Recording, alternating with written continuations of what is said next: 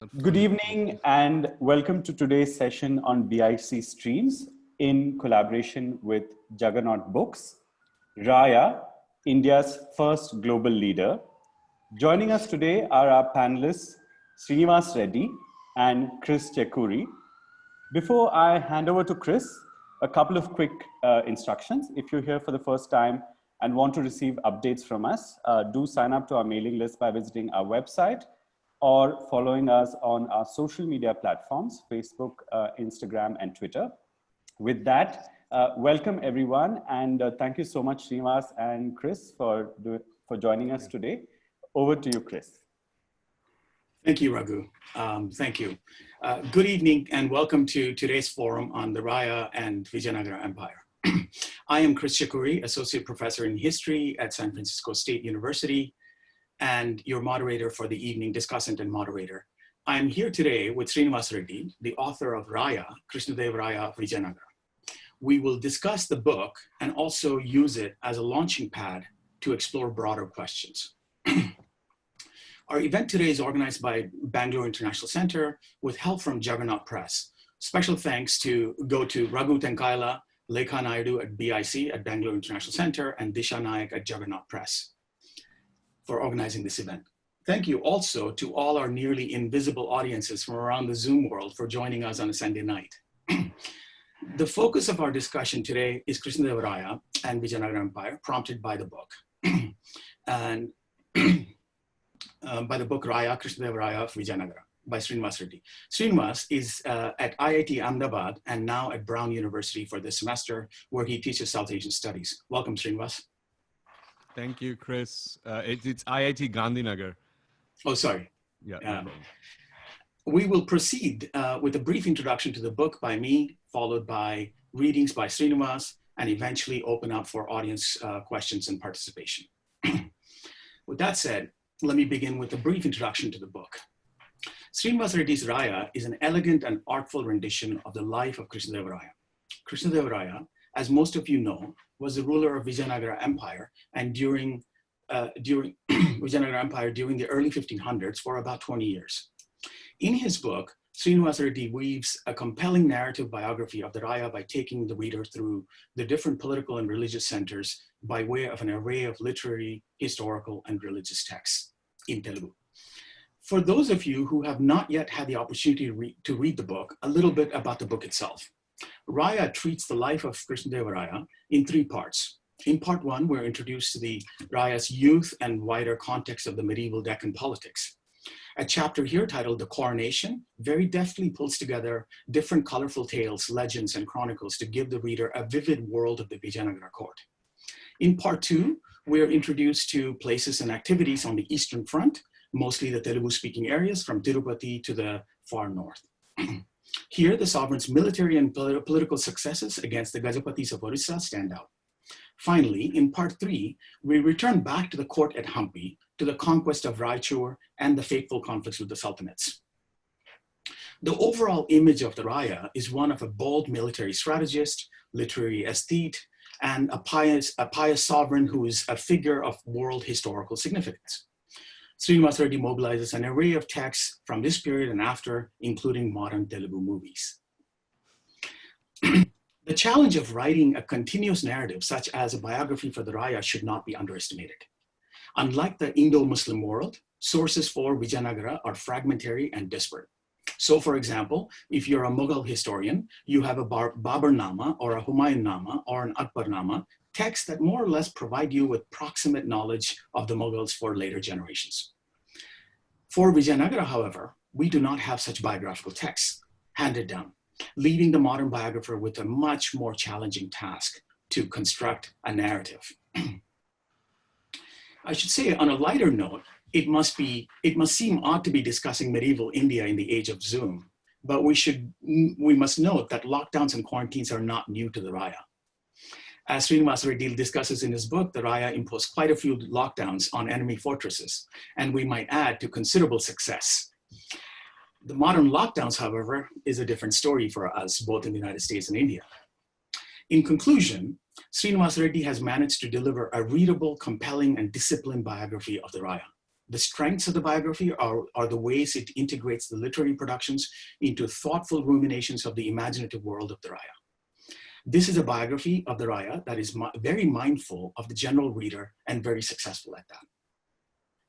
We will now move to a more or less free-floating discussion where I will ask more questions about the biography. I'll ask Srinivas questions about the biography, history, method, and the challenges of writing in today's political and social environment. After about a half an hour of conversation, Srinivas Reddy will read from his book, excerpts that he's chosen, and followed by an open forum with the audience, a Q&A session for about half an hour. Perfect. So Srinivas, my first question today has to do with your choice of the genre itself. Why a biography? What was it about the person and the genre that drew you? Great.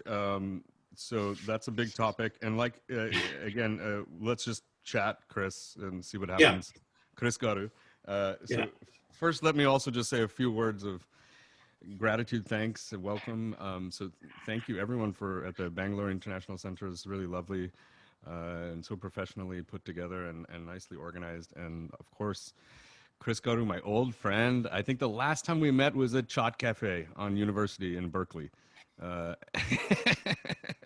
When I was still in grad school, and Chris Garu was helping me understand Nayakas, you know, in a little bit later period, but still good stuff, and wonderful to have this opportunity to reconnect after many years. And thank you very much for agreeing to do this. And thank you everyone at Juggernaut who made this book happen, particularly Parth, who is just I mean, amazing, really. He honed it down into that readability, I think, was in large part due to his very critical and pointed editing. Of course, I pushed back on many things a lot, and it was a hard process. But I think hard editing is the only kind of good editing. So I really have to thank Parth for that very much. Anyway, and Disha, who's I think organized this. So thank you, and thank you for everyone who's listening. It's kind of like the radio days. You have no idea, although we do know there's 80 participants, so that's wonderful. I mean, I was supposed to be in India, in Bangalore, to celebrate all of this with everyone in person, but you know, we're in a different world, and like you said, lockdowns are you know, part of history and part of our reality today, and there's so much that is relevant of that past time, particularly that time, and particularly Raya in terms of, you know, what a leader should be, that are just as important for us to be thinking about right now. And more importantly, I think there's a lot of lessons that we could pick up and learn from. So to get to the question, I think right there, like I'm saying, like biography, like why biography is a very popular genre. People like reading life histories. People like, because it's just the easiest way to connect yourself. I mean, essentially any good writing is about that self-exploration. You know, through a character, you go through a journey and you know, experience the highs and lows, and you see yourself in them. Oh yes, I remember when I faced this. You get inspiration from that. Like that, you know, narratives are basically based on character. And when you're talking about history, character then becomes biography. And even if you read Eaton's book, was a big influence, Social History of the Deccan. I remember in grad school that came out. You know, it was a great book, very readable book. You know, very, very readable book, and yet, you know, deep insights, and organized now by biography. And I remember even in the introduction, he talks about like Vermeer paintings or something like that, and then how like the idiosyncraticness of like an individual, you know, can be very telling of these larger, greater trends. So it's like Raya as an individual is the lens through which we're looking at this moment in time. And that moment in time is immensely complex with, of course, all these overlapping realms of interaction, be it religious, political, social, etc. So biography to me is that nice way in. Yeah.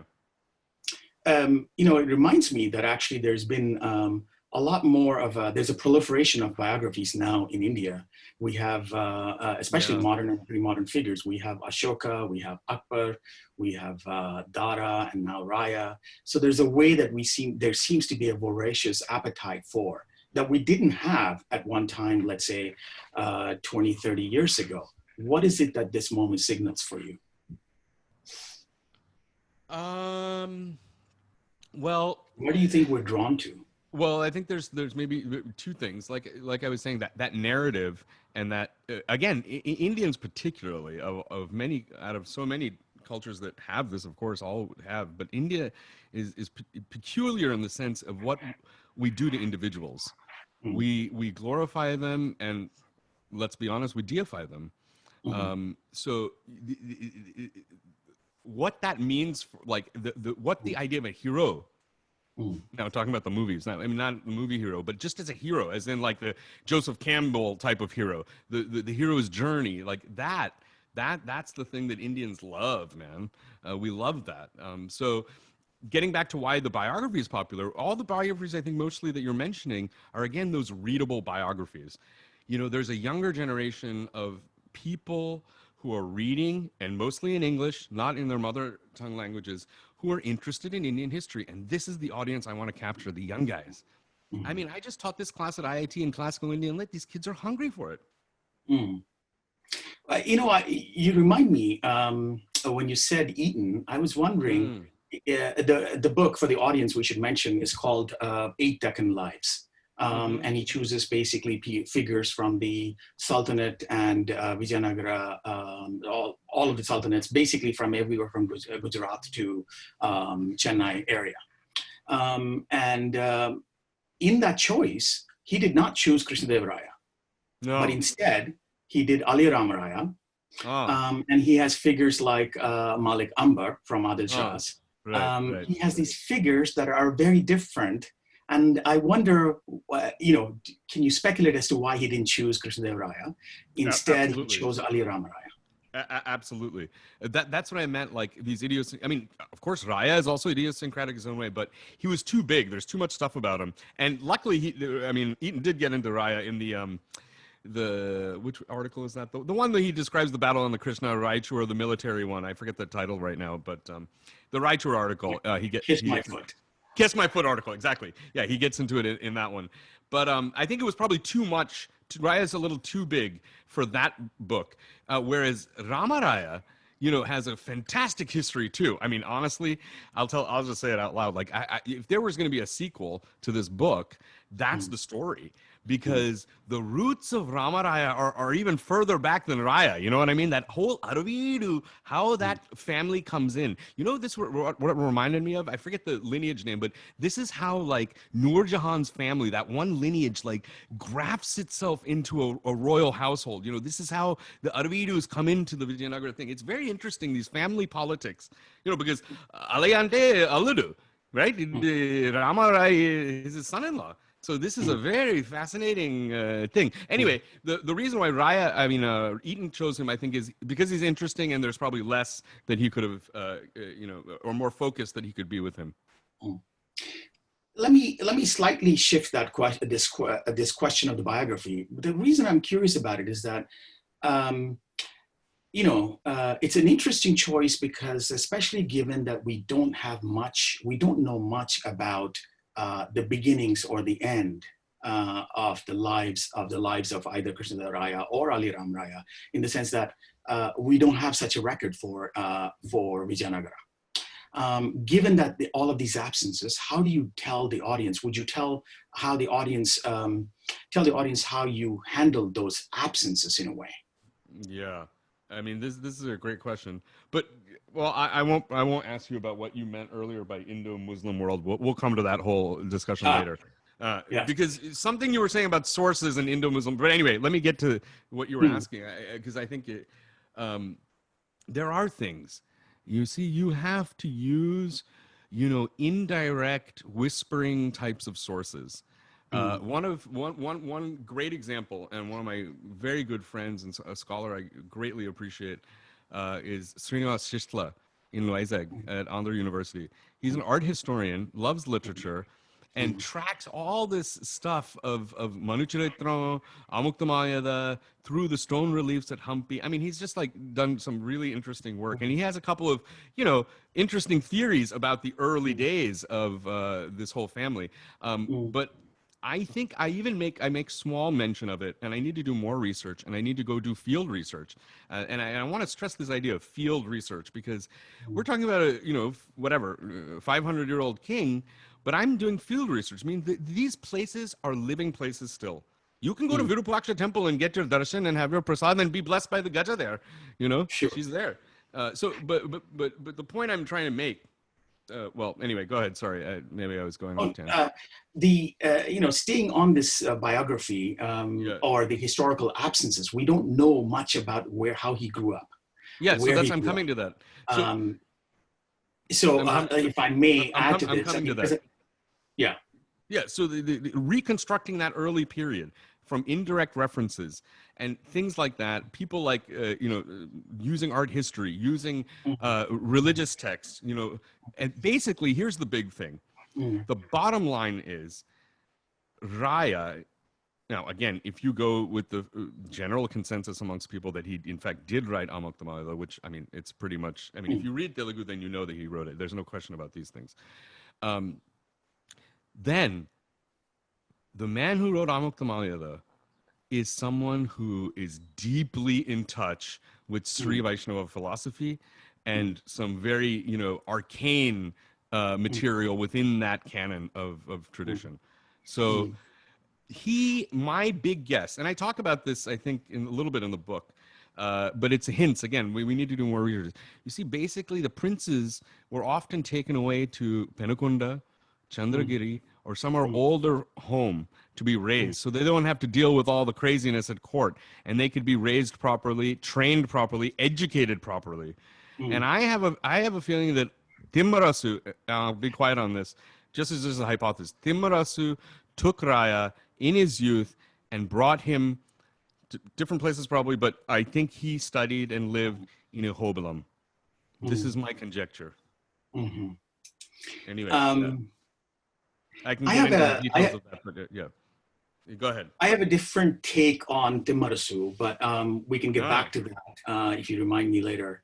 How do we, thinking about these, you said, whispers out there in terms of the different texts we want to use.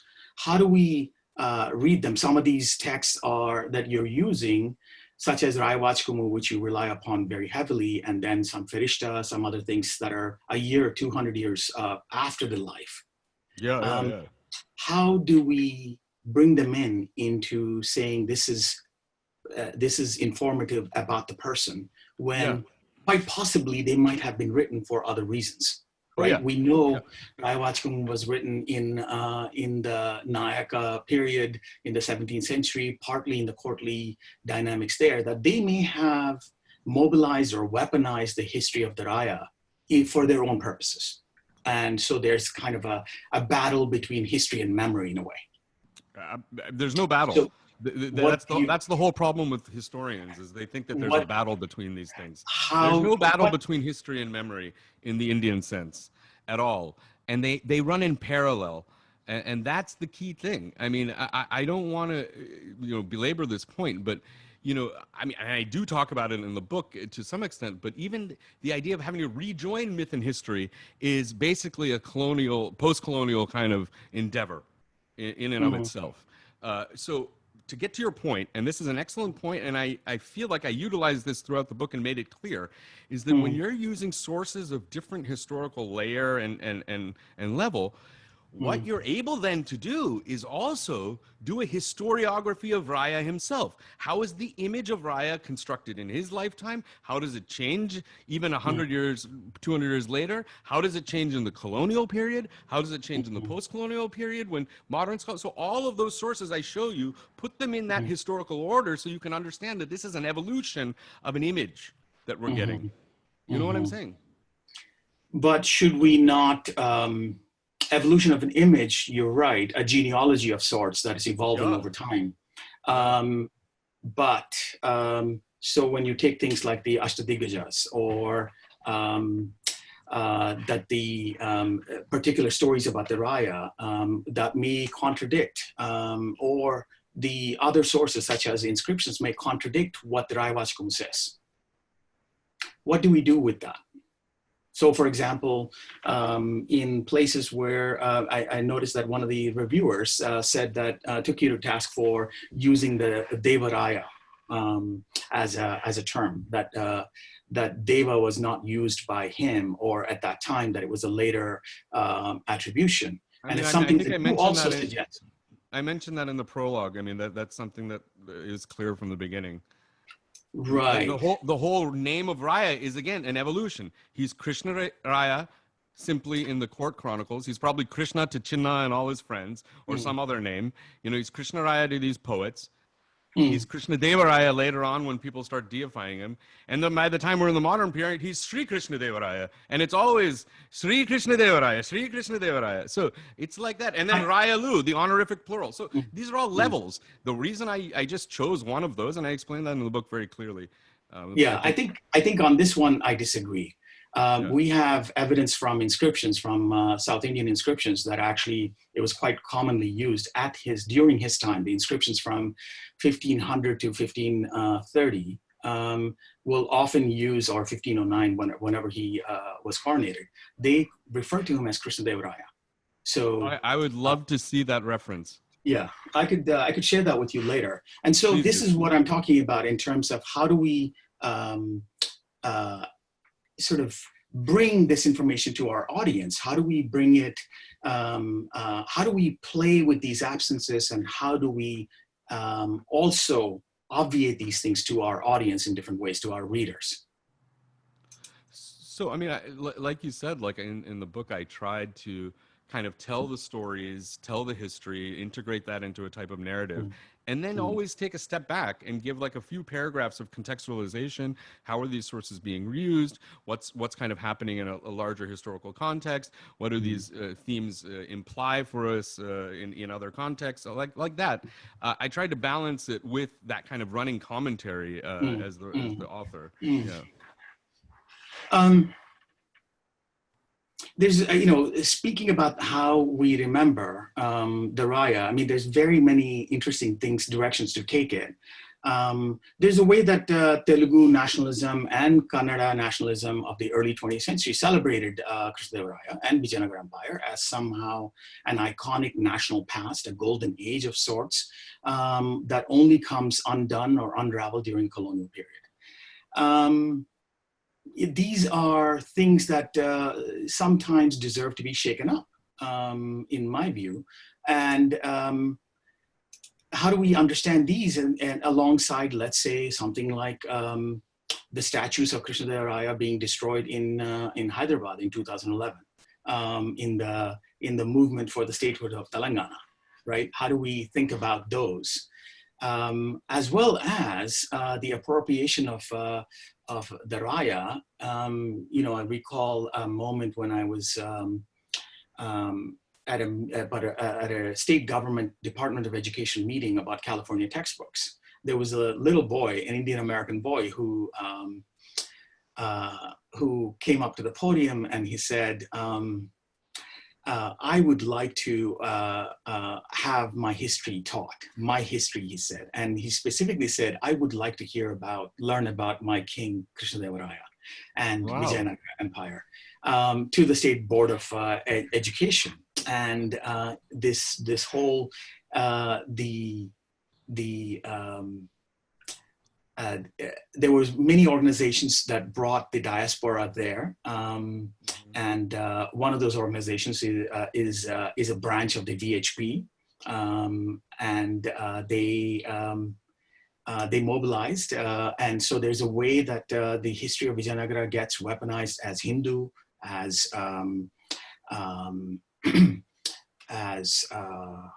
my history in the context of a complex history out there. So there's that story on one side, and there's the story of the statues on the other side. How do we reconcile these competing interests? What is at stake here for the modern audience? And so how should we think through that? So, I mean, I wouldn't necessarily, I mean, let me say how I deal with these things. That's what I was talking about. I never have a feeling of reconciliation. I just see them all as further manifestations of this Raya being used for this cause or that cause. Like you said, even in the Nayaka period, they're looking at Raya as this great, king, is the model of how a great king should be. So it's been growing, and these are all just other manifestations. Now there's like, anti-manifestations that say, that we don't want a Telugunist, let us say, on one side, and we do want a Telugunist on it. So it's all just like evolving like that. One thing, though, that you mentioned that I would like to talk about, and since we have an audience and we're in India, is, this boy saying he wants to learn about Krishnadevaraya. That's great. I mean, I hope he reads the book, and I'd love to hear from this. He's probably an old guy now. I mean, that was, what, 20 years plus ago? No, that was about 7. Oh, that was just 7? I mean, I remember, anyway. But, Krishnadevaraya needs to be spoken of in the correct kind of context in our Indian school system. And even if, maybe there's South Indian kids that might have heard about him only through Tenali, maybe. Many people, students and people I definitely, spoke to in the North, they kind of heard, but don't really have any clue. Vijayanagara, no clue. So, I mean, again, one of the big themes that my whole life is for this is, we as Indians need to know our own history, number one, first and foremost. And once we do that, we can cut through all of this, reconciliation, making sense of everything, and we'll realize that even in those days, there was a great amount of complexity, diversity going on that was being handled, of course, with problems, but in a much more kind of, you could say, independent way. Your way is your way, my way is my way. You could call that a type of tolerance, but that's the feelings I get, is how to deal with diversity. Those are the lessons I think we can learn from India, because what happened to us is we had certain ways of dealing with diversity, and then we got colonized. So that was the epistemic shift that happens right at Raya's time in 1500, and we are still not decolonized from that. We haven't realized that our old ways were actually quite beautiful and profound, because now people in the West and in the East, South, North, everywhere else, are coming to India and being like, wow, you guys had some brilliant stuff in the past. So again, India's past is such a rich, beautiful thing. I just wish we, our own Indians, would relish in it more, enjoy it more, learn it more, share it more. What do you think about that? Do you find that? I'm not sure I would see it as relishing and cherishing. I see it as a task of actually, specifically to the context of Vijayanagara or Krishnadevaraya. It's interesting to find out that most Indians don't know that the cap on top of the on your book, for example, the image of Krishnadevaraya, is a Turkish fez hat. Right? And I don't know about Turkish fez, but it's not a kiritam.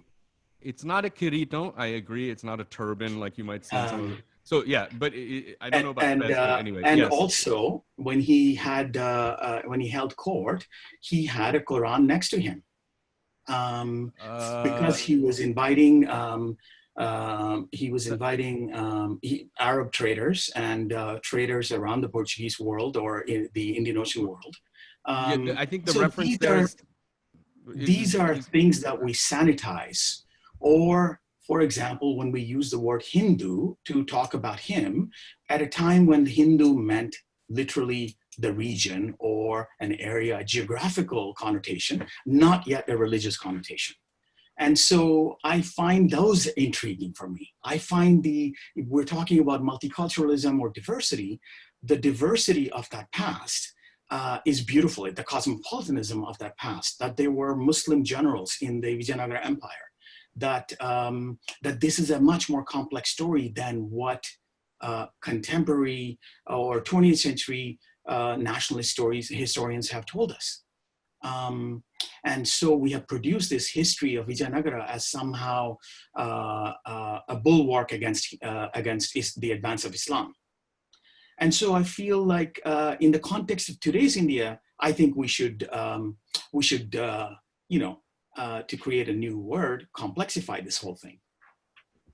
I mean, that's show again. I mean, I won't belabor this issue, but this actually brings up the basic again, a type of, you know, okay. In academics, we're always like, "What's your argument? Let's complexify it." I mean, that's what academics do. Okay, that's part of what we are all trained to do, and we can go down that route. But let me say a few things. I mean, on that whole issue, again, it's a colonial mind you're bringing to the table when you're bringing Foucault and Derrida and all of these guys to analyze India. I mean, which is fine. I'm not saying it's not fine. Srinivas, I don't think I brought Foucault or Derrida. I brought. No, I didn't say you, Chris. I was talking about academia at writ large, and I'm making a larger point. So just let me try to finish what I'm saying. So when you say things like, you know, we need to sanitize certain histories were sanitized. My point is like those histories were not sanitized. Those histories are not even being read or known. And the reference you made, I think, to the Quran part. Yeah. So the reference you're making to the Quran part, I think, was to Devaraya. And I think it's one or two. Well, that's Manu Pillai. He's good on this stuff. But it wasn't Raya. So, but Raya had Muslims in his army. There's the mosque that's, he had a Muslim quarter in Vijayanagara. That's all well known, and that's fine. So, and then you mentioned the thing about Hindu not being used as religious. I have a whole section on, you know, that I kind of explain this and a little bit even critique the kind of modern scholarship again to kind of separate out religion. Again, another attempt to tease out structures which are inherently intertwined, and to see those spheres as kind of separatable is in fact, you know, part of what academia is about, and there are good benefits to that. I'm not saying there aren't, and I love, that's what I do. I mean, that's what the whole book is based on, that. And you know, just to make a small other point, you know, there was a review of the book, and this was classified as a fiction book. And you know, this book will probably never be reviewed by an academic scholarly journal person or a, you know, a professor at a university, because it's like a trade book, or you know, it's like a general public reading book. But the scholarship in this book is exactly like any of the work I do for scholarly journals. It just wasn't published by university press, and it was actually in a readable language, which we know academics have a hard time with too. But if on this note, if I can read out the section that I wrote, maybe that would be helpful. Can we do that? Sure.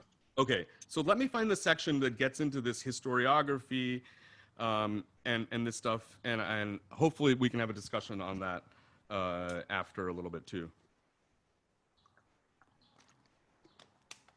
So, much of our current perception about the Deccan and its place in Indian history is rooted in our reliance on colonial era historical writings that perpetuate certain key formulations. To put it simply, Vijayanagara was cast as the last Hindu empire, bravely protecting India's ancient traditions in the face of imminent Muslim domination. The British civil servant Robert Sewell, in his landmark 1900 publication of Forgotten Empire, often considered the first major academic study of Vijayanagara, described the empire's raison d'etre this way: "It was the natural result of the persistent efforts made by the Mohammedans to conquer all of India.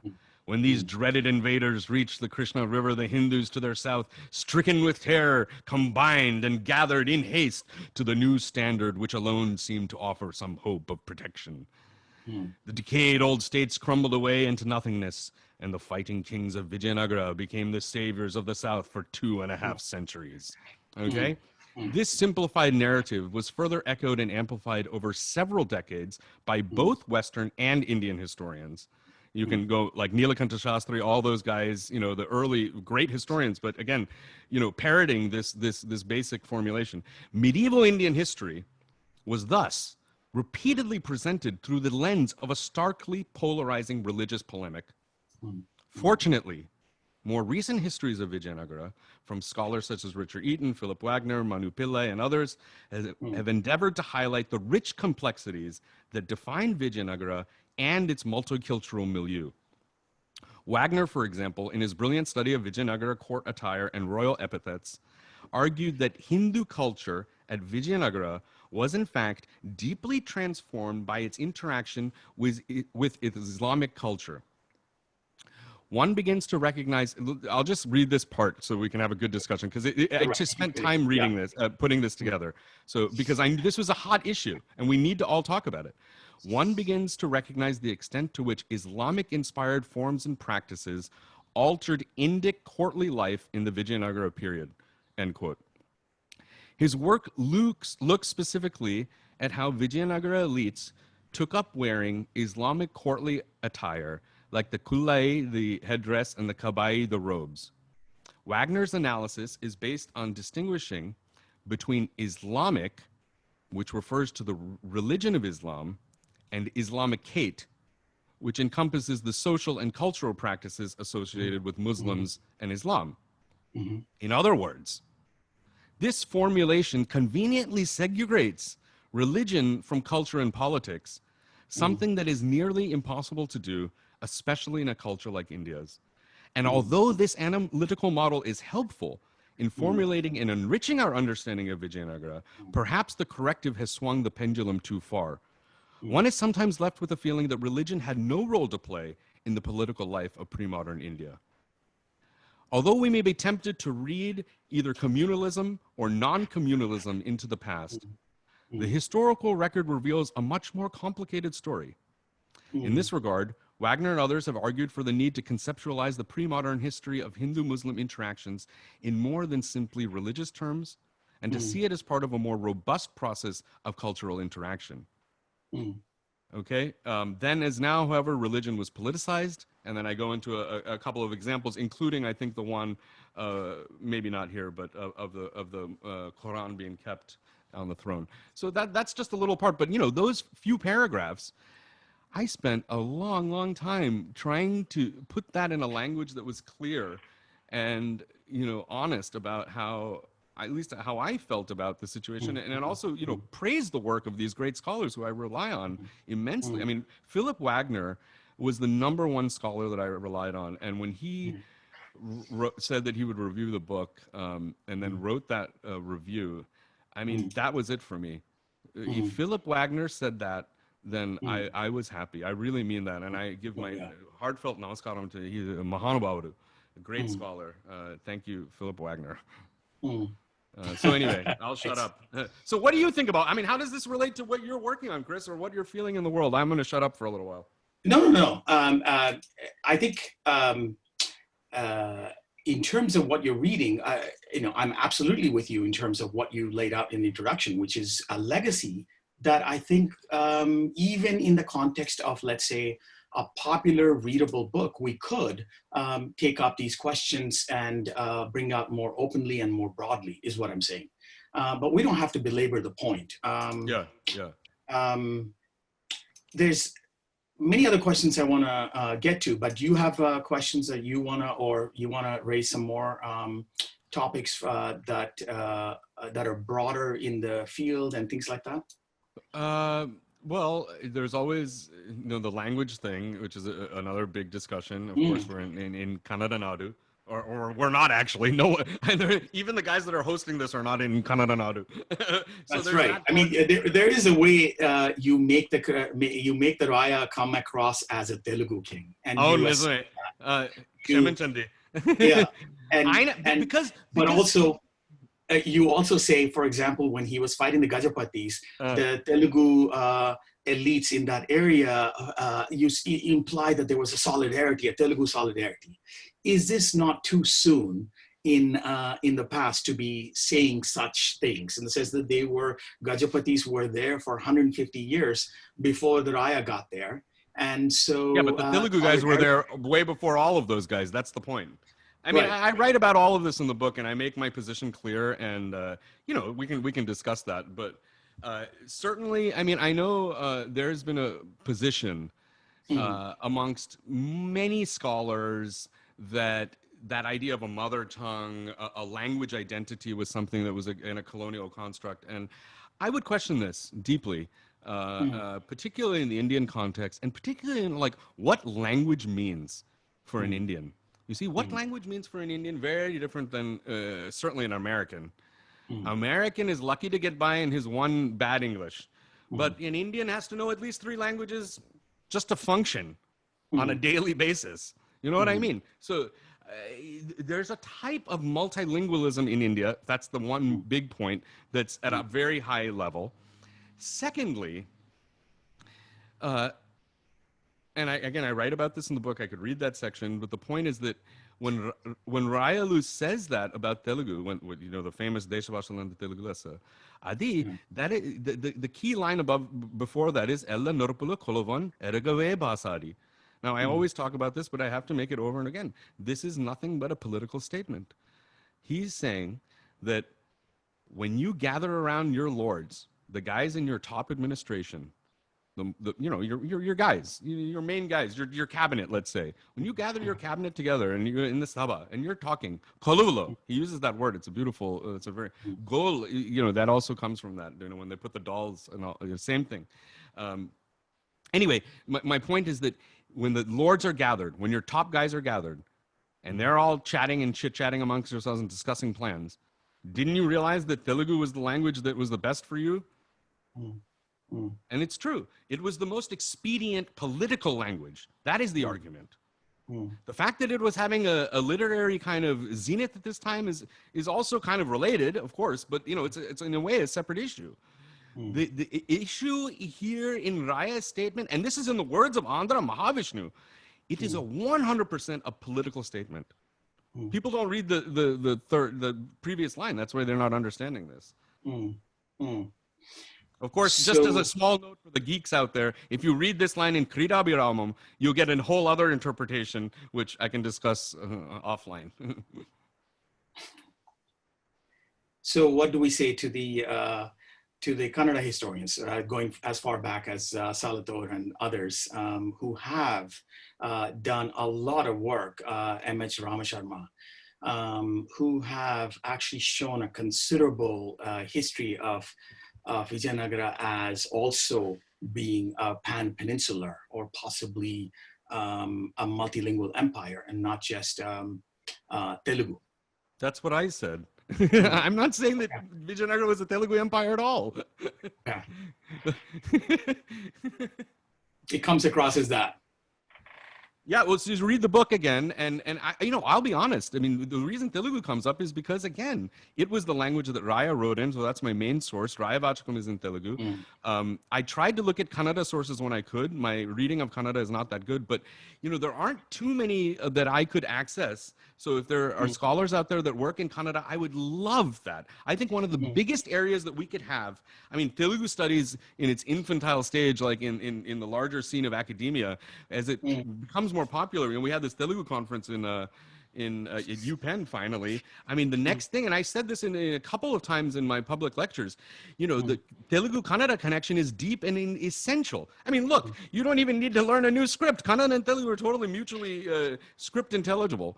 And, you know, the point is that there is always a deep connection between these places, and all we're doing again is reimposing Andhra state, Telangana state, Karnataka state onto these things. I mean, this needs to be wiped away from the mind. Again, colonialism is so deeply rooted in the epistemology of a modern Indian that they can't even get to the point where they can let go and listen to that poetry for what it is.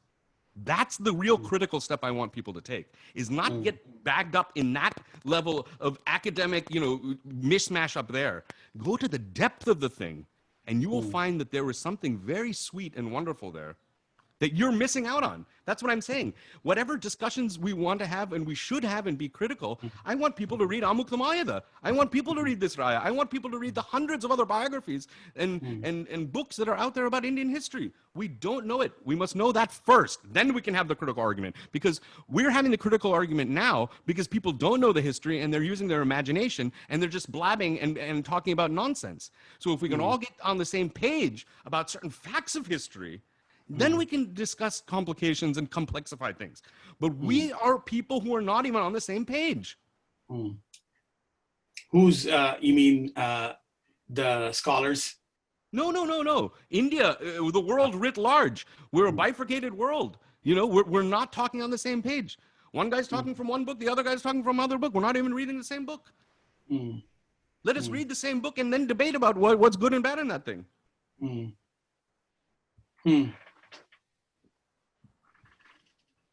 It's like one guy only reads Farishta and one guy only reads Amukta Malyada, and they go on fighting all day long. You have to read the other guy's stuff.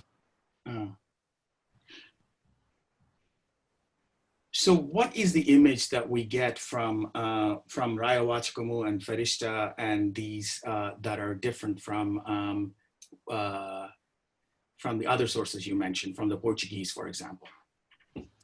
Well, the Portuguese, I mean, this has to be talked about because, I mean, you were making a point that there wasn't like that much information, and it's true. I mean, in terms of really constructing Raya's biography, I mean, it's actually surprising there's a lot. And the reason why there is surprisingly a lot is honestly, when we have to be very honest about this, by far, the number one most important source of Vijayanagara history are the two chronicles written by the Portuguese, Fernando and Nunes and Paez. So, I mean, hands down, that was, if there was one book that this book is based on, it's Sewell's book. And Sewell not only translated that text into English, but wrote an extensive history of Vijayanagara. I mean, really the first major work, and everyone just copied that until recently. So, but going back, the writings of the Portuguese. I mean, if you want to read another book that gets more into the details, there's so much rich detail that I could not talk about. So many things about the officers, so many things about social life, so many things about military life. Everything is in that stuff. It's just so rich. So that's very lucky. But that stuff again. It's some Portuguese guys that just come and then they have that almost like Orientalist kind of perspective. They're like, oh my God, it's the greatest thing in the world. I feel like I'm in a dream and I'm falling off my horse and, all this kind of thing, which, to a certain extent is probably true because Vijayanagara was incredible. But, and then they bring their whole like, Moorish feelings. And so, the Bijapur they're always called the Moors, and there's a pretty negative feeling that you get towards Islam coming through the Portuguese sources, so that's part of it too, is that you're reading the Portuguese. Look, you just had the Inquisition. You just kicked these guys out of your, Iberian Peninsula over there, and then now you're coming over here and you're encountering these Moors again. So the Moors are, in the Portuguese eyes, not as nice as the heathen Hindus. They're at least, okay. So maybe, and this is, I never really gave this a good thought, but maybe some of that feeling of Hindu prejudice towards Muslims comes vis-a-vis that Portuguese chronicling. Could be very true. Or at least the British prejudice, right, comes from the Portuguese. And then we may have institutionalized that in a different way. Can we talk about caste? Yeah. There's several different ways caste comes up in the book, particularly from not contemporary sources, but actually from later sources that seem to imply that, or at least the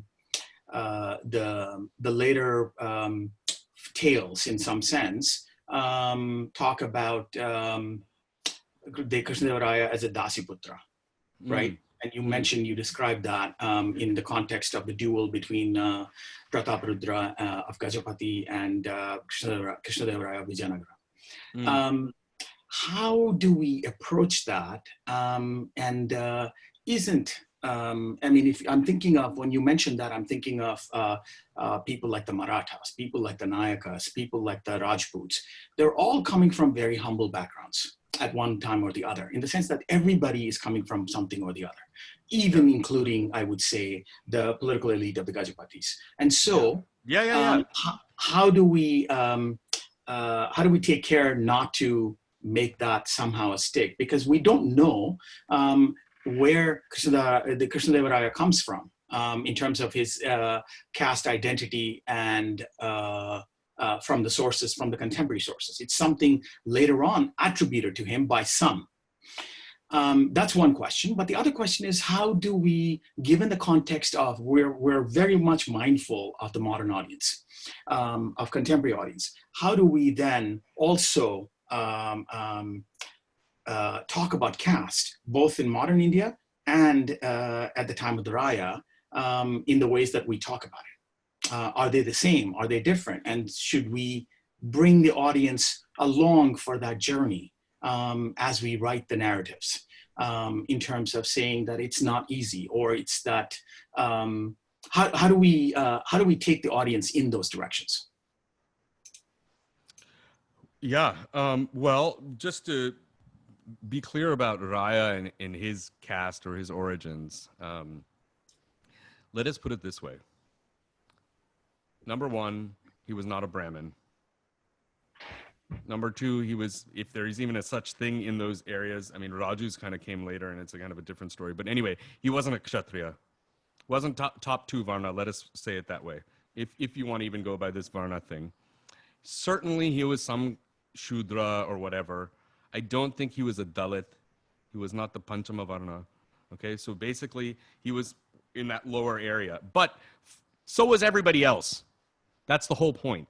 The whole point is that this whole period, you know, like this medieval period that we're talking about, and kind of this is kind of towards basically the end of it, a massive amount of social dynamism, particularly in the Andhra area, Telangana area, you know, Kakatiya, post-Kakatiya, all of this stuff. So these are trends that have been going on for a long time. Non-Kshatriya, non-Brahmin kings ruling over small regional areas. And so this is nothing new, nothing fantastic. I mean, and people, again, want to sensationalize things, you know? You won't even believe the kinds of ridiculous subtitles. You know, and the final title was The Epic True Story of South India's Greatest King. I mean, fine. Even that, I don't like that, but TK.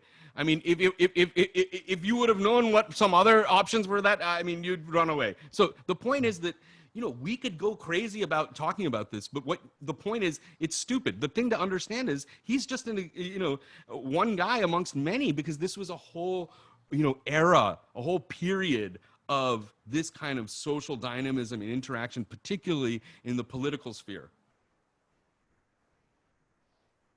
True. But should we be concerned about how we introduce things like Dasiputra and things like that, that may have come from, and that you clearly say that it comes from later sources, later legendary sources. We don't know. Yes. And yes. So that's one. And then also this discussion, and this is something that comes up quite often in the discussion of Vijayanagara, the idea that somehow Brahmins were commanders of fort commanders and things like that. Why is that even singled out? Why is that even interesting to begin with? Because it's happened throughout history. And so by making a special emphasis on such things, what are we saying? I didn't quite get what you said at the end, but I'll speak about this Brahmin fort commanders thing, because Raya has several verses. You know, there's a whole section on Rajaniti in Amuktamayuda. Again, another perfect example of how all of this stuff is integrated into the, you know, a literary space. I mean, these are, you know, 81, I think, you know, 80 some odd verses, you know, on deep political theory that's fresh. It's based on, you know, Kautilyan kind of stuff, but it's just fresh and modern, and it's talking about the Portuguese very directly, and hill tribes and all sorts of super interesting things. And a number of those verses describe the practice of, whether or not Raya started it, I don't think, maybe I don't know. I don't know enough about this. And you were saying that there were a lot of fort commanders, which I also don't know about, but I'll just finish what I was saying. We know that in those poems, he recommends this as a very important policy in order to keep stability. And the reason is, basically, in the older way, you know, in that kind of Nayaka-ish system, you know, the Lord was basically Lord of his regional area, but he paid some tribute and he had some armies that he had to give to the great Lord in the capital. But, you know, there wasn't some big presence of Vijayanagara sitting on those guys. Here, Raya is recommending that a Brahmin, probably from outside, is put in the position of being a fort commander. Now, the reason for this is a lot of times what would happen with local lords is they would rebel against you and just like, you know, whatever presence you had there, they would kick out or they wouldn't support you. But with the presence of a Brahmin, it was his idea, according to the verses, that there wouldn't be this kind of like uprisings, that Brahmins aren't out there to make uprisings. They're just kind of like good administrators and will keep things, you know, safe. So this is all coming directly from Amuktamayada. So I forgot the other part of the question, but... No, that's fine. Do you have, we have 5 more minutes before we switch over to the audience. It? Are there things that you want to highlight? Are there things that you want to ask? Am I missing any questions that I should have asked? I'm sorry, we keep getting into all these other things away from the book to some extent, but also pertinent to the book. Fine. So it's great. There's just so much to talk about. That's the interesting thing. In each chapter, I tried to give a little bit. So maybe I'll just read a little bit and then we can go to Q&A. Chris? Has it been half an hour? Should move. What's that? Go ahead. Go ahead and take over. Does that sound good? Yes. Does that sound good? Okay. Yes. All right. So I will read just a little bit and then we can have Q&A and just keep conversing. All right. This is about the Bhuvana Vijayam, which you can still see the base of today in the royal area in Hampi in Vijayanagara. And, you know, that's another big point. Everything in this book you can go and see. That is the beauty of India. That's what makes history different in India. It's not in a museum. I mean, if it's in a museum, it's probably in a British museum. But it's not in an Indian museum because... you go to that temple and it's still working. It's a living museum, you could say. It's a living history. So the epicenter of Vijayanagara literary production was a great hall called the Bhuvana Vijayam, or World Conquest, designed to host poetry readings and contests of literary wit. According to Paez, the hall was built when the king returned from the war against Orissa. It was a wide open space with lofty walls covered from top to bottom with crimson and green velvet and other handsome clothes. The magnificent structure was metaphorically held up by the king's Ashtadiggajas, or elephants of the 8 directions, great poets of the land whom Krishnadevaraya had invited to grace his court. In Hindu cosmology, the mythical 8 elephants support the entire universe on their backs. And so it was only fitting for the king to bestow this lofty title upon the celebrated poets who sustained the empire by memorializing the king's fame. To be sure, there was a deep and sustained connection between political power and literary production. The king's royal poets not only crafted words, but they also helped shape whole empires. The king's poet laureate and close confidant was Allasani Peddana. He was perhaps the most celebrated Telugu poet of his time. Krishnadevaraya even named him the grandsire of Telugu poetry. In one verse from his famed Manu Charitram, Peddana vividly describes the ambience within the Bhuvana Vijayam, where women with eyes like blue sapphires and faces radiant as the moon fanned the king with yak-tail fans while he joyously sat on the throne in the company of learned people. Scholars discussed the fine points of Paninian grammar, Kannada's atomistic philosophy, Badarayana's metaphysics, and more. But Krishnadevaraya was not a mere spectator during such affairs. His prodigious scholarship and literary acumen allowed him not only to oversee, but actively engage in philosophical debates and literary discussions. He was creating a court of culture and a culture for court by surrounding himself with the finest scholars and poets of the land and positioning himself at the very center of it all. Thank you. Wonderful. Thank you. Do you want to read some more? A little bit more? Yeah, sure. You want to? What section would you like? Because you had mentioned that yesterday that you would like to read the Prataparudra and Devaraya duel. Sure. Maybe it's long, but you know, you said it's right here. It's in that thing. I'll just skip a couple of paragraphs. The Brahmin eulogizers at court were masters of language and poetry. They brought kings to life and committed their memory to the palm leaves of history. But Krishnadevaraya and Prataparudra Deva were both well educated. They were scholars and accomplished poets in their own right, and actively participated in the creation of their literary legacies. Indeed, this was very much in line with another important theme of Indian kingship, the ideal of a Kaviraja, or poet king. As Sanskrit scholar Sheldon Pollock notes, the figure of the learned ruler became virtually mandatory for the fully realized form of kingliness. To be a truly righteous Hindu monarch, one had to be a master of both body and mind, a monarch and a philosopher who could rule with both might and wisdom. The most famous Indian example of such an enlightened monarch is Bhoja, the legendary philosopher king who ruled half a millennium earlier in the Malwa country. The tales surrounding King Bhoja and his court of culture seem to have set the standard for the model Kaviraja, and so it is not surprising that Krishnadevaraya was commonly known as Abhinava Bhoja, Sakala Kala Bhoja, and simply Andhra Bhoja. Central to this ancient belief was a balance between a king's body and his mind. He was to be a mighty warrior, of course, but also a man of culture and scholarly wisdom. A Kaviraja had mastery of Shastra, weapons, and Shastra, texts, and so he is equipped to rule as a vast kingdom with both strength and compassion. As the court pundits in Vijayanagara declared of Krishnadevaraya, "You are an emperor in the fields of war and letters." What is it? Sahitya Samarangana Sarvabhauma. You are an emperor in the fields of war and letters. The Gajapati was eulogized in a similar vein as lord of 19 million citizens conversant in music and literature. But below the surfaces of these grand epithets, the differences between these kings was striking. And on that note, I think you'll have to read the book to find out about those guys. So. Thank you, Srinivas. I think it's time to move us to the Q&A for the audience. It seems like there's a lot of people actually. So I'm going to see if I can pick up on the Q&A.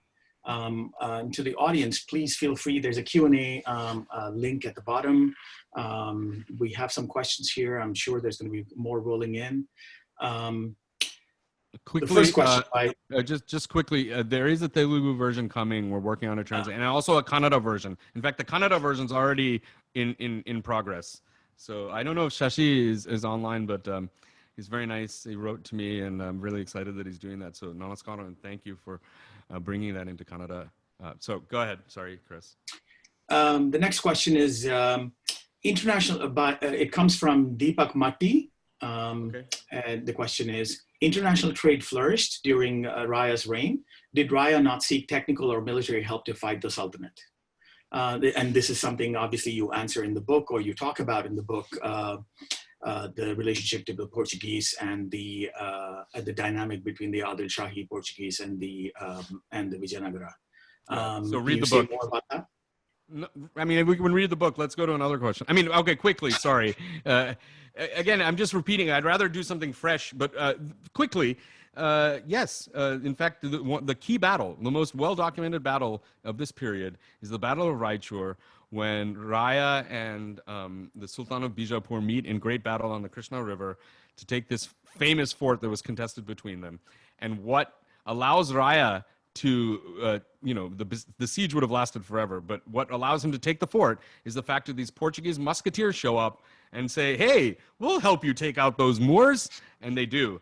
And then, of course, then he brings them back, he wines and dines them, and then they get a good trade deal on the war horses. So this is the whole big triangle, Bijapur, Vijayanagara, and the Portuguese in Goa. You can read all about it. So thank you for that question. Thank you. The next question is from Srinivas Murthy. Mr. Reddy, you seem to indicate that at the time of Raya, there were less clear differences across religions and languages. You seem to suggest that at the time, populations were more sophisticated in the separation of religion, language, without being parochial. Not sure how to frame that question, but I'm not sure that's exactly what you're saying, but go ahead. I didn't quite get it. Can you just repeat it one time? I'll just try to answer. Let's take a part of the question, actually. Okay. You seem to indicate that at the time of the Raya, there were less clear differences across religions and languages. Okay. So less clear divisions. To a certain extent, that's differences. Yeah, to a certain extent, I think that's kind of true. I mean, if you go with the larger argument that part of the colonial project was to reify categories that were a little bit more dynamic or fuzzy or malleable, to that extent maybe. But in the earlier period, it's not that there was less diversity or something. I think it was just a different way of approaching that. Is not so much seeing it. I mean, in a weird way, Indian culture cannot be a polarized society. It can't be about us and them. Because if you look within any community, there's 100 other groups within that. We have to be talking about diversity. There can't just be one side or another. So in that way, I think we can solve some of these polarizing issues by just looking at pluralism, which is inherent to us from the very beginning. I mean, if there is one feature of Indian culture, which, by the way, is the only culture that has lasted for this long anywhere on the planet and at a large scale. I mean, that is one of the great achievements. And we can discuss why that is, but that's a whole other lecture, or my feelings of why that is. But one of them is the ability to accommodate a pluralistic society. That's the thing. Now, there's a dark side to that, as we all know, and that is the kind of isolation, discrimination, and torture and himsa that is done to our own people in our own society. So that is one thing we can discuss, but it's part of a bigger conversation. Right. This is something that we did not bring out, and I think you have something to say. Vikhar Saeed asking, Mr. Srinivas Reddy, you mentioned that Raya was deeply in touch with Sri Vaishnava philosophy. What were his relations with the Shaivites? But I think maybe if you take up the question and sort of expand it and say a little bit about what exactly is Sri Vaishnavism, and then also add, if you can, anything about the Shaivites. Yeah. Okay, quickly, I'll just mention what Sri Vaishnavism is, and then we can discuss that. Sri Vaishnavism is one particular sampradaya within what we would call Vaishnavism writ large. The main proponent of this school was Ramanuja, and he basically follows the Vishishta Advaita system. So you'll find that within Raya's work throughout. But that we can, I mean, that's another subject. The bigger point, just like religion, just like the pluralism, look, the tutelary deity of Vijayanagara is Virupaksha. That's Shiva, you could say. Okay, so and that's where Raya is coronated. That's where the book starts. It's a temple of Shiva. So this whole, he's a Shaiva, he's a Vaishnava, again, not in the mind. I mean, anybody can do whatever they want. And he sponsored many. I mean, Chidambaram, there's a statue of Raya in Chidambaram. He sponsored, and then, which is the other one? Sri Salem. So, I mean, this thing, you can be a Sri Vaishnava, is your Ishta Devata. This is the Indian way. You have your Ishta Devata, your Kula Devata, maybe. And then you still can worship everybody. That's the beauty, So they just like that.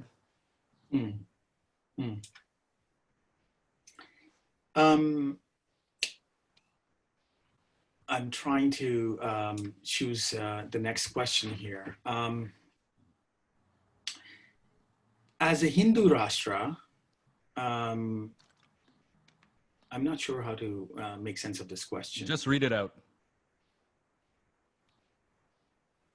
We need to address it. Let's read it. About the unknown Varna of King Raya, how was it accepted across the multi-religious unity established? Can you just repeat again? I didn't get it. As a Hindu Rashtra, as Christopher Chekuri mentioned, about the unknown Varna of King Raya, how was it accepted across and multi-religious unity established?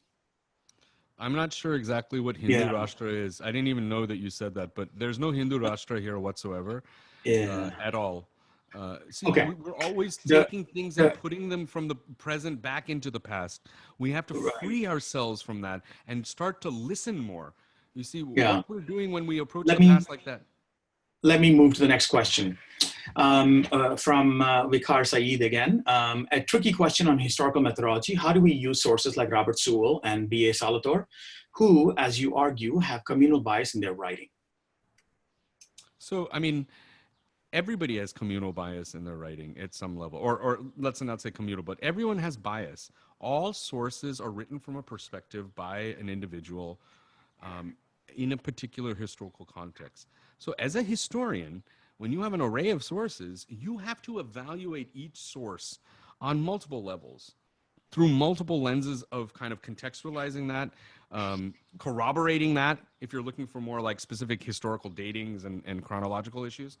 But if you're looking at larger themes, then you have to say, okay, who was Robert Sewell? Robert Sewell was a British servant. So he was writing with this kind of mentality. This is the upbringing of Robert Sewell. And I try to bring in all of that contextualization into the process of writing the book and presenting it. So the sources are integrated, but you're also, as a reader, aware of how I've done that. I mean, I read out the whole section about Sewell. And of course, there's lots of big discussions to be had about all this stuff, but, I can't go into large details about all. You can read academic papers for that kind of detail. So I think that's the main thing. So going back to the previous question, maybe you could say something about Tirupati, because you do talk about Tirupati and the Rayas' participation in Tirupati, his gifts and his inscriptions and things like that. Maybe that brings us to a very concrete example in your book. And that's the wonderful thing about it. You take up Kondavidu in one chapter, you take up Tirupati in one chapter, you take up Raichur in one chapter. There's a way that you get this very almost a tactile sense of how you're moving through places. Yeah, I mean, that I spent like a long time working on that. Yeah. I mean, that's the part about crafting a book. Right. So Tirupati? Tirupati. So, I mean, but that may connect with what the previous, the Sri Vaishnava question, but you don't have to see it that way. But, the Raya in Tirupati, how is that? Can you say something of what you said in the book and also share that as possibly answering the question? I mean, if you read the book and if you read the main sources that I use are the inscriptions, I mean, 85% of the inscriptions is just a long list of what you need to make the best prasadam. The number one thing going on at Tirupati is annadana. And you have to understand this about how temples work in South India. They're not just places of worship. They're places of eating, community, performance, agriculture, all sorts of stuff going on. So, again, it's the same response I gave to the other one. I mean, again, the same thing. Tirupati, Venkateshwara was definitely Ishtadevata. The Avataraka Padyam of Amuktamalya, one of the most beautiful poems ever written, is on Venkateshwara and Lakshmi Devi. So in almost the iconographic image that you would see at Tirupati. And so Venkateshwara was his Ishtadevata again. But again, on the way to see Venkateshwara, he would stop and see Nataraja, and then he would go. Or Kalahasti. Kalahasti, right around the corner. If you've ever been to Kalahasti, beautiful place. Raya statue is there in Kalahasti, and when that earthquake or whatever happened, I forget what it was.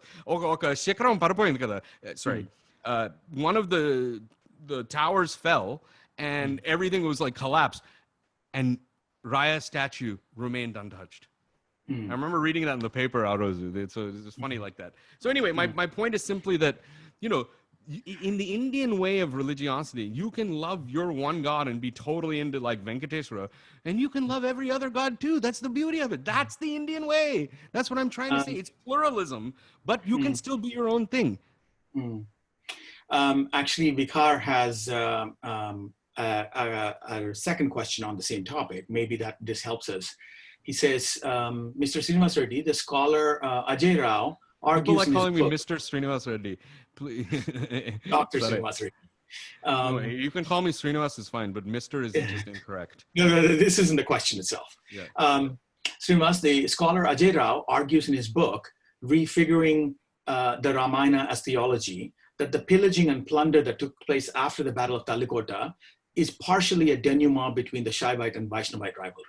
There's also some evidence on this from Anila Varghese. So to dismiss anyway, so that's... Go ahead. No, I want to hear the rest. This is interesting. Go ahead. Please read it. That's it. That's what he has. So that sounds great. You can let them speak, because I don't know much about the Vaishnava Shaiva thing post Talakota. So if you can write to me about that, that would be great. We can discuss, and I can learn about what you're asking. Mm.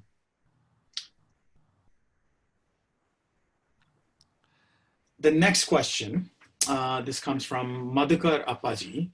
A ruler's origin is not traceable when, during the Tuluva period, the society was transforming from tribal to settlers. Dasiputra is usual parentage of all warrior families. Soldiers never carried their families with them on conquering expeditions. They slept with the available females they could lay on their hands on. This is Dr. Raja Dr. Madhukar G. Appaji. He's a Tuluva descendant in Mysore area, I think. Anyway. So what's the question? I'm sorry, I didn't get it. Basically, I think he's reinforcing the idea that that everybody comes from humble backgrounds. And so it's not traceable in the Tuluva period as to where anybody comes from. This is usually a much more fluid society. Yeah. And this is, this is the larger point that I think we both agreed upon. If you look at the Rajputs, it's the same thing. If you look at the Marathas, it's the same thing. Of course, this has become controversial these days in places like Maharashtra to say these things, or in places like even in Rajasthan to say such things. But we know how people became Rajputs, people became Marathas, people became Nayakas throughout this period. Yeah. So, I mean, and anything this point, more you want to add? Well, yeah. I mean, I don't want to sound like the guy who's just whitewashing the thing and saying everything was wonderful in ancient India. Please do not get. I'm talking about a lot of warfare and terrible stuff. That's fine. But what I'm always talking about is it just a different epistemological frame from which the analysis is coming from. That's what I want it to get us back to. And I think that epistemology is kind of inherent within that old literature and in that old history. And I think it's a matter of retrieving that perspective a little bit that will really help us. But sorry, the question you had, I just lost it. What was the last thing that you asked? I did have something. We can go back. I mean, you are going back to the epistemology thing, and I was thinking that maybe something more about you implied that that modern history takes back a certain epistemology, or there's an epistemological break, and so therefore we need to reintegrate, or at least bring it back to something like a holistic understanding of this period. And so religion is very much an integral part of this. And of course it is. But in the process, we should also understand, I think, that religion itself has a history. Exactly. That's my whole point. Religion itself is changing. Absolutely. And to that point, I wonder if it's important to recognize that the rivalries are actually we unfortunately call them sectarian rivalries, but these are rivalries that are significant. That it is not yet, a Hindu, is what I'm saying. And not at all. But at the same time, but it starts coming in. The term is not yet used, right? Well, the term itself. Well, I mean, Hindu Raya Surutrana. I mean, that's the classic example, and we discussed that. But I think that's a geographical term. It's not a Hindu as a religious term. No, that I'm sorry about that, Chris, but that is incorrect. I think we would have to clarify. Chris, I'm sorry, but Hindu as a geographical construct we're talking about ancient time now. They're not using that in that way anymore. I'm sorry. They're using it in the religious sense. And the point here is critical. And that's why I'm saying first global leader. When all of this stuff is put, you have now Christians on the scene. You have Muslims on the scene. You have all these Hindu groups. And there, again, here's the epistemic shift. Hinduism, Buddhism, and Jainism, whatever you want to call them, basically those traditions that came out of India have a certain worldview. The three Abrahamic faiths, which are basically one linear progression of thought, again, Judaism, Christianity, and Islam. Again, one worldview.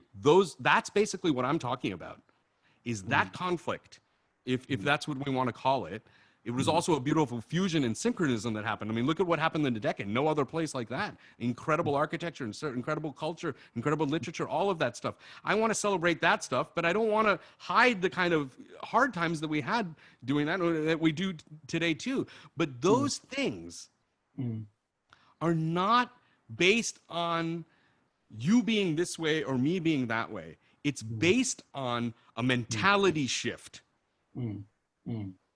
When you have a culture that believes in the separation of church and state, that is an epistemic problem for a society where you have a God king. Okay? That is the point I'm trying to make. And we're still dealing with that. If you want to call it clash of civilizations, I rather talk about epistemologies. That's why I'm always talking about decolonizing the mind, because we're still functioning. We're talking in English about this great king. I'm not allowed to give this talk in Telugu because no one will understand it. ఎందుకు అందరికి అర్థమవుతుంది తెలుగు అందరికి సరేనా? Oh, okay. I don't know. Now, no, those are fighting words. These guys will get angry. But unfortunately, or fortunately, I mean, I think we should make this productive, right? Yes, we have this discussion in English, and to roll it back to what kind of Telugu, what kind of language, all of these things become issues. And so, but I do want to mark our disagreement on the term Hindu. It's not yet formed. And this is where I would say one should be careful about the sources. By the 17th and 18th century, we do have the term being used. It's not to say that there are no practices, there are no beliefs that are already distinctive and very much set. Of course, I agree with you, the distinctions between Abrahamic and the Indic religions in different ways, right? That's not the matter here, but I'm talking about the term itself.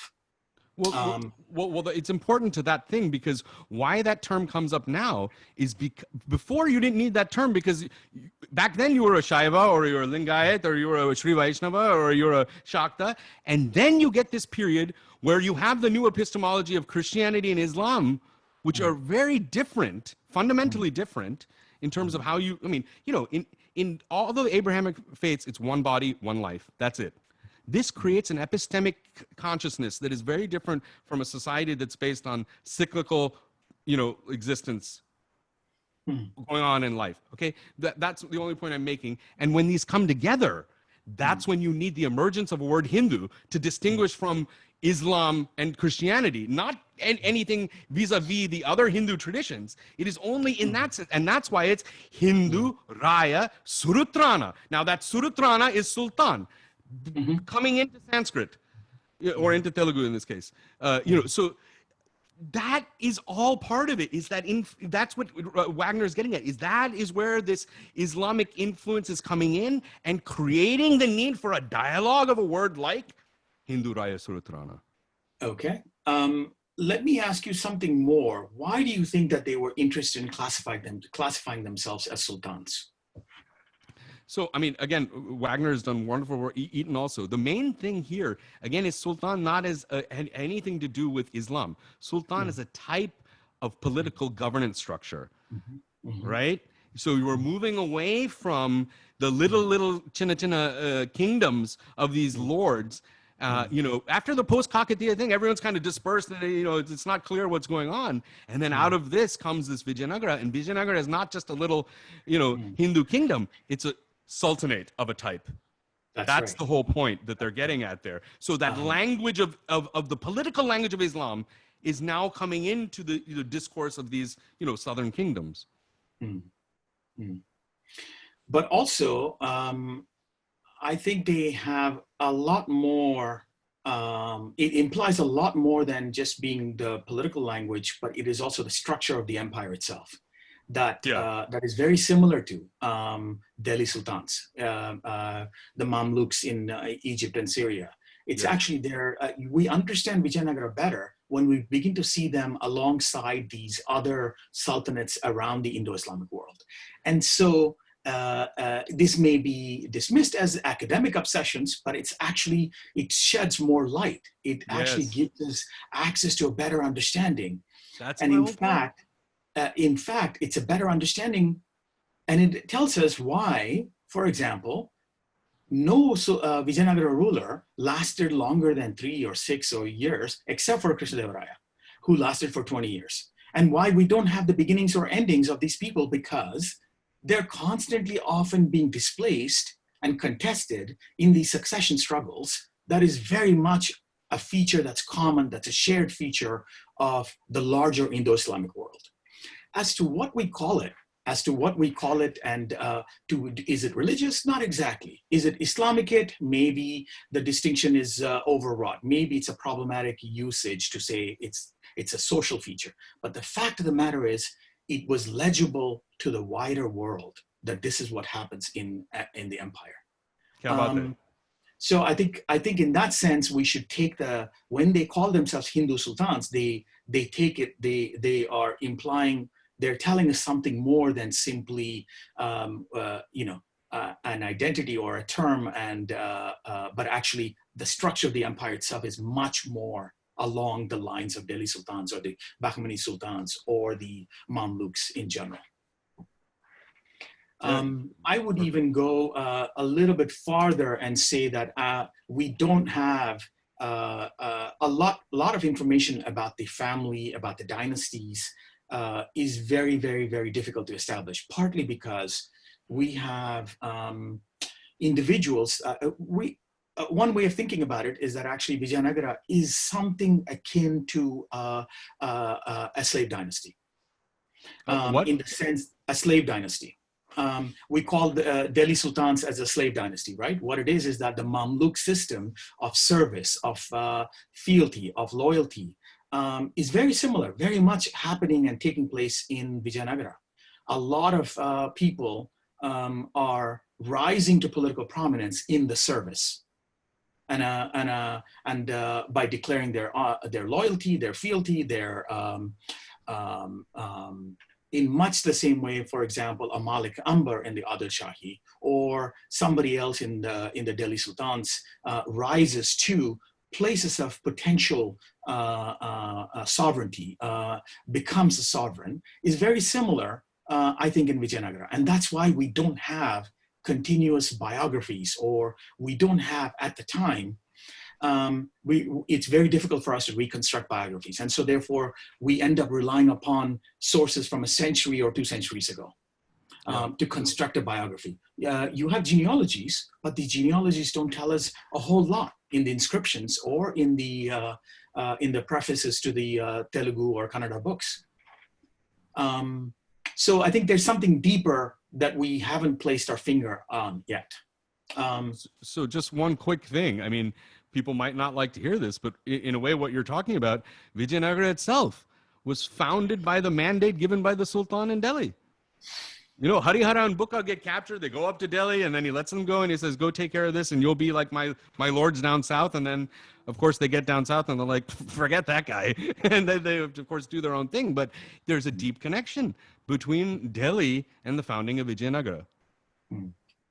In fact, there's even a whole story about their conversion that's important to Islam. So this is a whole other story you can get into. And then, of course, like all sources, you have to read when that story was created, what time period that story was created, for what reason did they want to connect it back in terms of imagining the history of Vijayanagara. So, you know, maybe at this time it was the Mughal period. So who knows? There's all sorts of complex things. That's why history is so rich and wonderful. And India is filled with it. We need more young people, more scholars to get into this rich history and do solid, good work.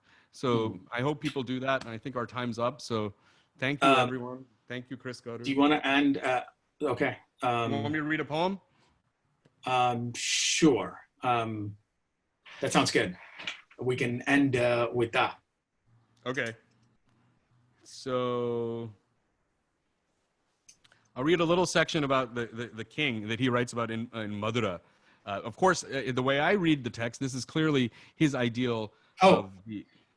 do you mind if we take 2 more questions and then, or 1 more question at least, and then you can read? No, it's okay. I don't need to read. There's only 2 minutes, so yeah, go ahead. I think it might be okay. Yeah. I think you should go ahead and read. And then we'll close after that. Yeah. Oh, okay. Do the reading then. Yeah. Go. No, I don't mind. 1 question, quickly. No. Go ahead. we should. It's all right. Really, I can read anything. You can read my books. You know. It might take longer detour, as you're right. Okay. Yeah. All right. Yeah. Here, I will read.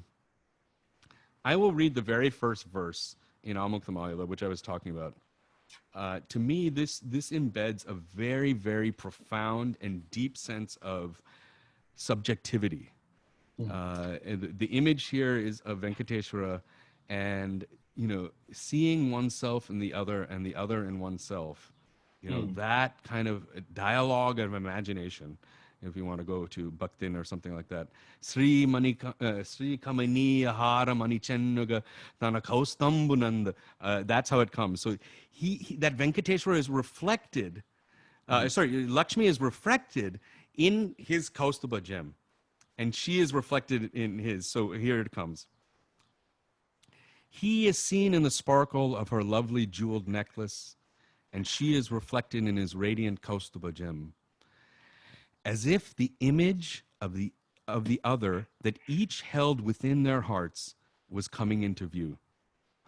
As if the image of the other that each held within their heart was coming up, coming into view. Their bodies merging, crystal pure into a single being. To this magnificent Lord of Venkata, I offer my salutations. Namaskaro. Wow. And thank you.